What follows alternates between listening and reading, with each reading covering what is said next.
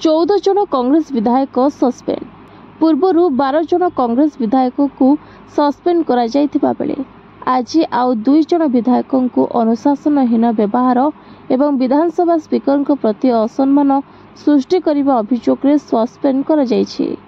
एही स्थिति रे मोट 14 जन विधायक सस्पेंड हेबा परे कांग्रेस कार्यकर्ता माने भुवनेश्वर प्रतिवाद आरंभ करथिले एवं विधानसभा घेराव करने को योजना करिसेंते।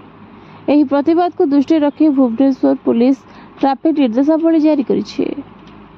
आसंता काली सकाळ 9 रु 3टा पर्यंत राजमहल स्क्वायर, रूपाली स्क्वायर एवं आखपाख अंचल में ट्रैफिक जाम हेबार संभावना रही। एही अंचल में यात्री माने विकल्प मार्ग बा प्रशासन को परामर्श अनुसार यात्रा करने उचित बोली ट्रैफिक व्यवस्था करा जायछि।